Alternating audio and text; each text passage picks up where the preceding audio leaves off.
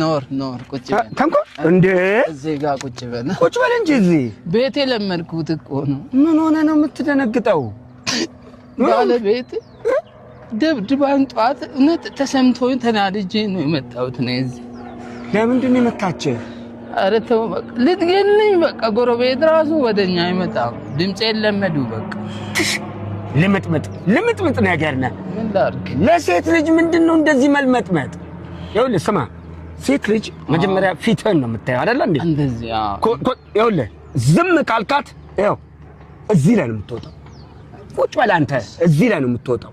ምንድነው መልመጥመጥ? ምን ላድርግ? ሲሪየስ መሆን አለብህ። በቃ ከሚስት ጋር ስትኖር አንተ ወንድ ነህ አይደል? ቀና በል በቃ እንዲህ ብለህ የሆነ ነገር ስትናገር እሺ ባይ ነው ነው ላታ ነው። ምን ያጥመለምላል? ምን ታመጣለህ? ምንም አታመጣም። ሴት ልጅ ከመሰረቱ ነው አንተ ጠንካራ መሆን ያለበት።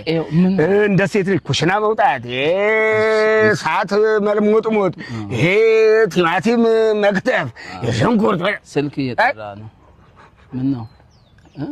ምን ነው ከስራ ቦታ ነው? እስቲ ዝም በል ወይ ማማ፣ እንዴት ነሽ? ብቻዬን ነኝ። ሚስቴ ነች። ከትፌያለሁ እኮ። አዎ ቲማቲሙን ፍሪጅ ውስጥ አድርጌዋለሁ። ፓስታ እኮ ነው ቀቅል ያልሽኝ። እሺ አቀጣጥያለሁ፣ ከሰሉን አቀጣጥያለሁ። እሺ ብቻዬን ድንጋዩ ላይ ቁጭ ብዬ አንቺ ትገቢያለሽ አትገቢም፣ ትደውያለሽ አትደውይም እያልኩ እየጠበቅኩ እሺ መጣሁ እናቴ። ምንድነው ከስራ ቦታ ነው? ሚስቴ ነች።